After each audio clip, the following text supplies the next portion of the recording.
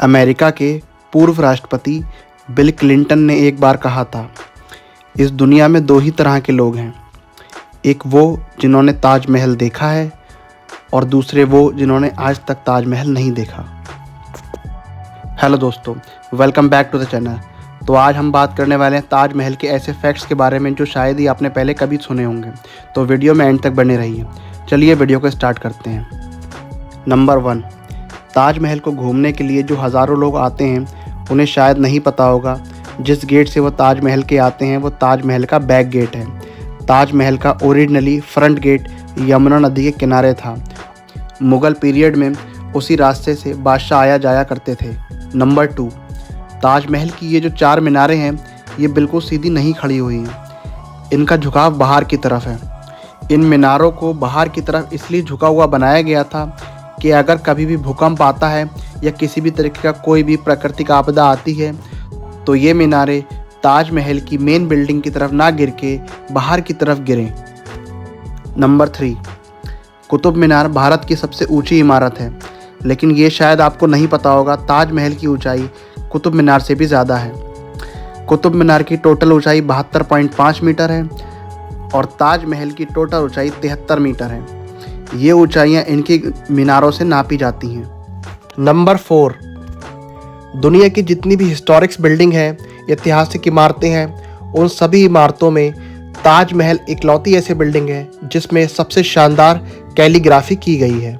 इस कैलीग्राफी को अरबिक के कोड्स से निकाल के लिखा गया है जो कि कुरान के कोड्स हैं।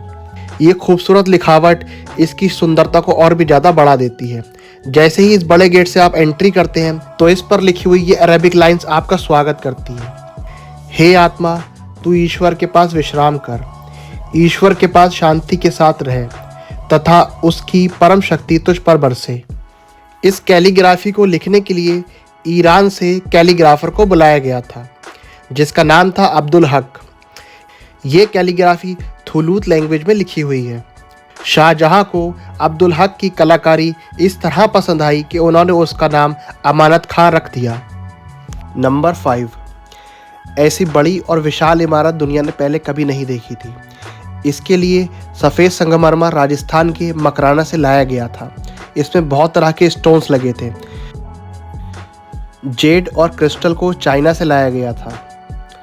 लैपिस लाजुली को अफगानिस्तान से लाया गया था और टर्कोइस को तिब्बत से।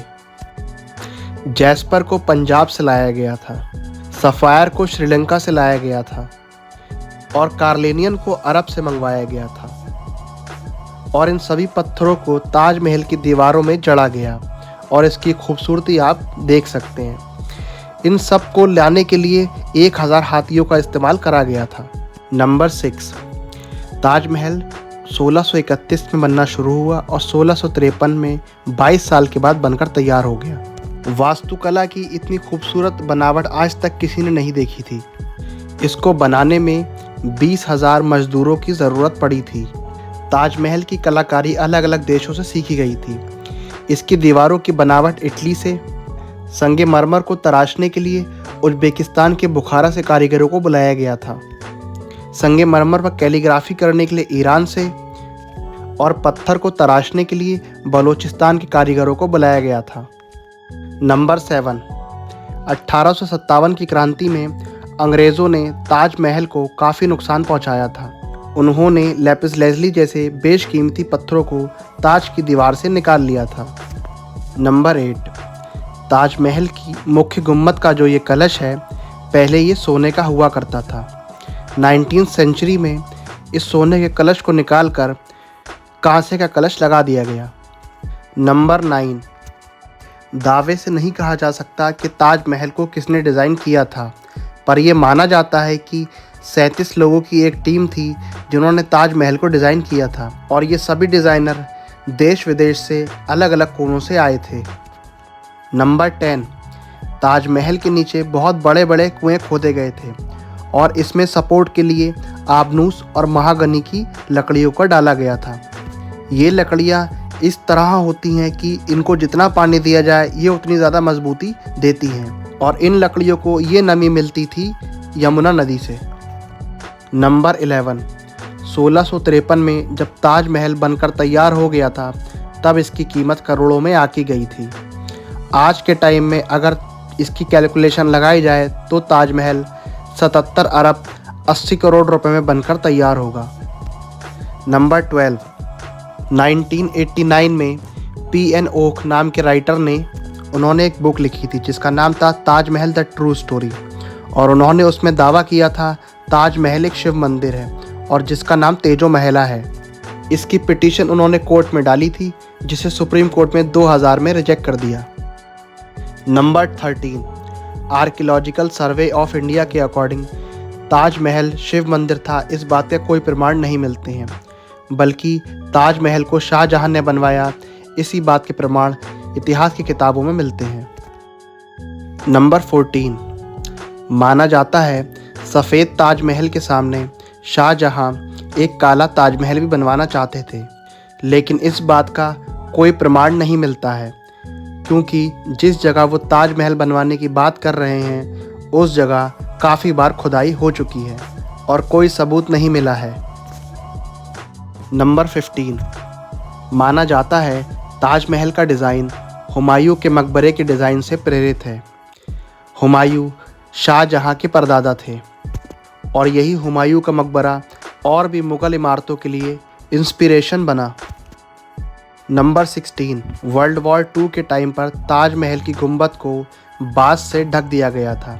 इस बांस की सुरक्षा से ताजमहल को सुरक्षित रखा जाता था और जर्मन हमलों से बचाया भी जाता था। 1965 और 1971 के इंडिया पाकिस्तान वॉर के दौरान भी ऐसा किया गया था। नंबर 70, ताजमहल की नकल की इमारतें पूरी दुनिया में बनवाई गई हैं, जैसे चीन, बांग्लादेश और कोलंबिया में, लेकिन इसी तरह की एक इमारत अपने भारत में भी बनी हुई है जिसका नाम है बीबी का मकबरा। इसे मुग़ल बादशाह आज़म शाह ने अपनी मां दिलरस बानो बेगम की याद में 17वीं शताब्दी में बनवाया था। नंबर 18, ताजमहल शाहजहां और मुमताज़ की लव स्टोरी की वजह से फेमस है, लेकिन बहुत कम लोग जानते होंगे मुमताज़ का असली नाम है अर्जुमंद बानो बेगम। महज 38 साल की उम्र में अपनी 14वीं संतान को जन्म देते समय मुमताज़ महल की मृत्यु हो गई थी। नंबर 19, मुमताज़ महल की जब मृत्यु हुई तब वो मध्य प्रदेश के बुरहानपुर में थी और वहीं पर उनकी कब्र को बना दिया गया। ताजमहल को बनने में 20 साल लगे। इतने वक्त के लिए मुमताज़ महल के शव को निकालकर ताजमहल के गार्डन में दफना दिया गया। बाद में ताजमहल के बनने के बाद ताजमहल के मुख्य मकबरे में उनको दफना दिया गया। शाहजहां को भी उनके बराबर में ही दफनाया गया है। नंबर 20, कवि रविंद्रनाथ टैगोर ने ताजमहल के लिए लिखा है, एक आंसू समय के गाल पर सदा सर्वदा के लिए।